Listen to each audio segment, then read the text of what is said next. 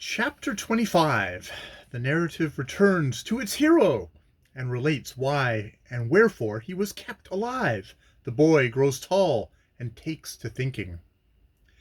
The answer which Fanny Fletcher had received to her inquiries concerning Mchl was as false as it was heedless. The little fellow who gave it had no intention of uttering what was untrue. He believed that the boy she inquired for was dead. So many had died, and been borne from the wretched garret where he had himself lain, battling with the fever, sometimes delirious and sometimes asleep, that it was no great wonder that he should blunder.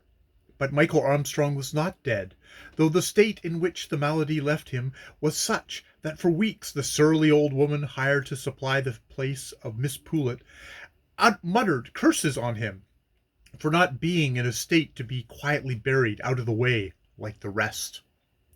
It was just 5 days after Fanny Fletcher left Deep Valley Mills in company with Miss Brotherton that Mchl waked from that first sound healing sleep which often announces the conquest of life over death after a hard-fought struggle between them.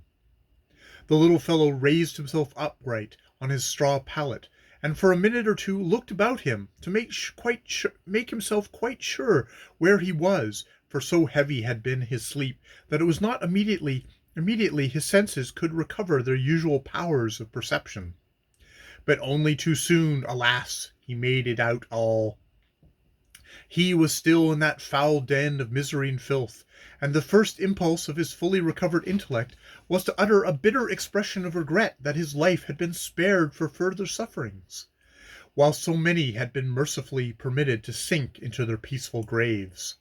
But even as he breathed the words, he repented of them. The image of his mother seemed to rise before him. Be remembered that she had bade him ever to trust in God, and let no cause tempt him to take his name in vain. The quiet eye of his much-enduring brother rose to his memory, as he had seen it 1,000 times fixed upon him while he enjoined patience and submission for their dear mother's sake, and the more recently heard precepts of little Fanny, all preaching the same righteous but hard lesson, came in their soft, pleading, innocent tone to give him strength to bear. Mchl crossed his emaciated hands upon his breast, and, murmuring, "God forgive me," then, dropping again into a gentle sleep, awoke not till the old woman shook him rudely, rather for the gratification of her curiosity than in performance of her duty, in order to see whether the wiry, hard-skinned little varmint wasn't dead at last.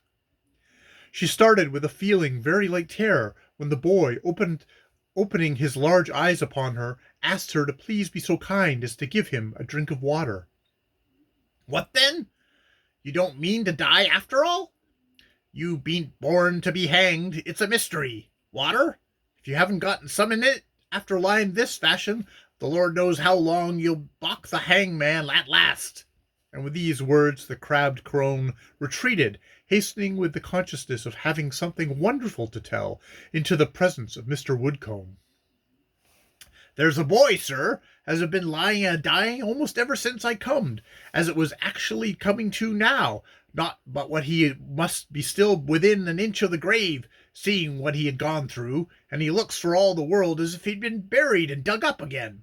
Howsomever, I don't think that but what he might come through, if so be it you thought it worth while to give him food. That sort of sleep I waked him out of shows plain enough as the fever is gone. And then you know, sir, as kitchen physic is all the creatures wants, perhaps for the sake of preventing the burying beginning again, your honour might think it as well to give him a little broth, and meat too, after a bit, for he won't do without it, that's certain."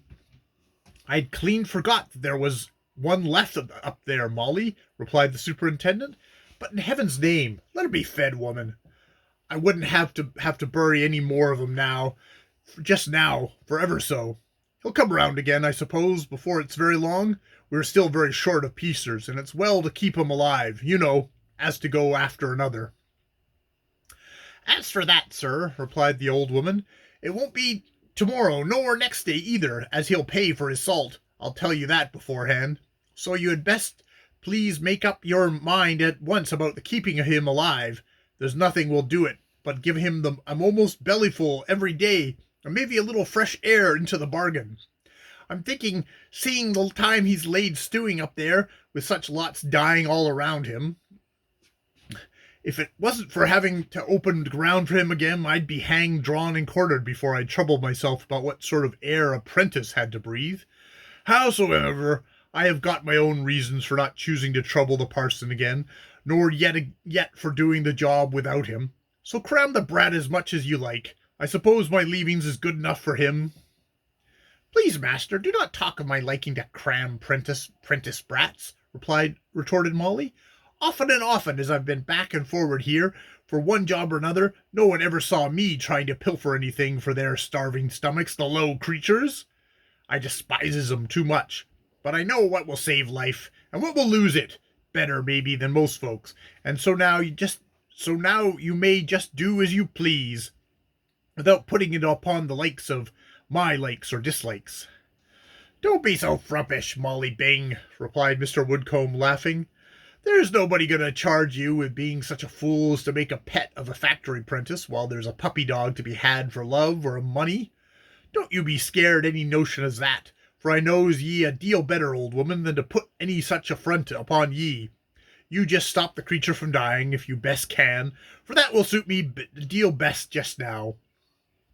The will of Mr. Woodcomb, thus clearly expressed, was acted upon with very implicit obedience, the consequence which was, that Mchl Armstrong was not only saved from death, but his constitution greatly benefited. Molly Bing had pledged her judgment upon the result of his case, and in order to prove it correct, she contrived that he should swallow about 10 times as much nourishment as fell to the share of any other child in the mill. He had grown surprisingly during the period of his confinement, and this gave so lengthy a look to his thin person that Molly more than once fancied the audacious little villain would give her the lie at last. So she not only fed him, but got leave for him to clean out the pigsties, scrape up the filth from the yard, and sundry other jobs of the same description, all of which, however unsavoury in their nature, bore, as the sharp-witted old woman well knew, the balm of health in every movement they enforced, compared to the monotonous and grinding slavery of the mill.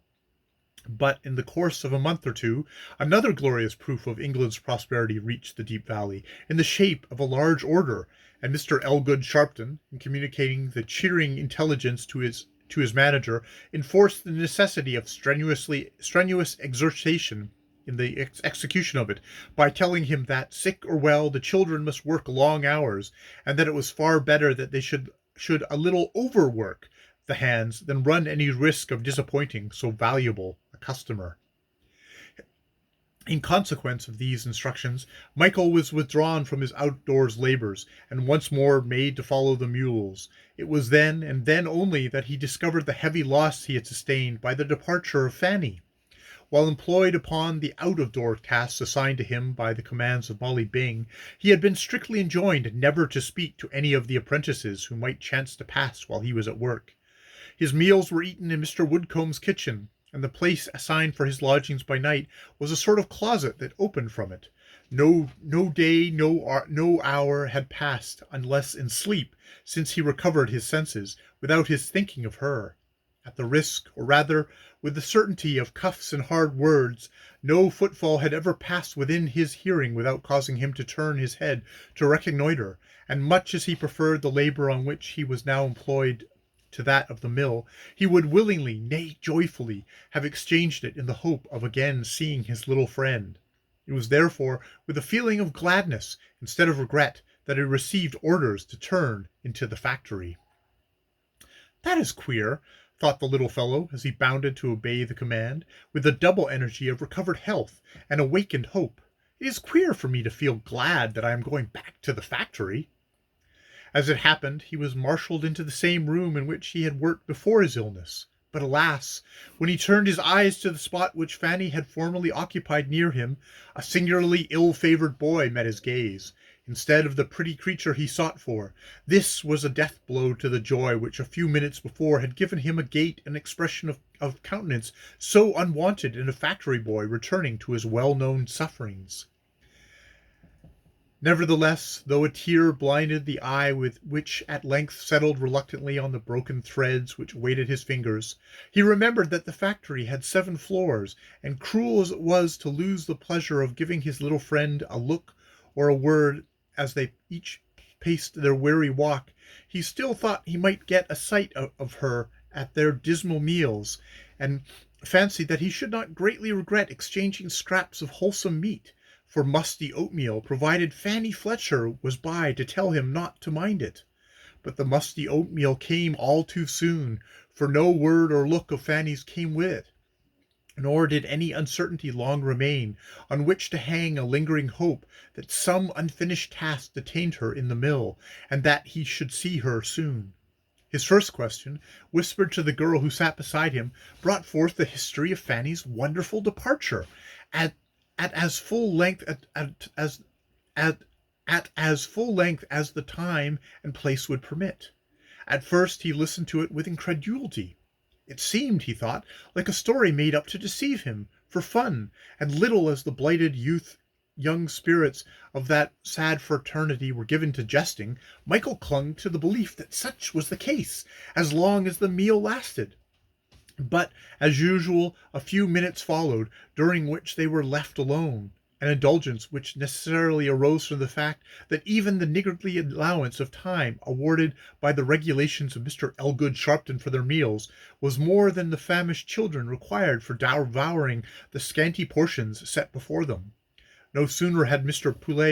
Poulet withdrawn himself after witnessing the orderly consumption by each of the allotted morsel, than such of the miserable crew as had survived the pestilence and remembered the close alliance between Mchl and the heroine of the marvellous tale which was still in every mouth, all rushed together towards him for the purpose of recounting it.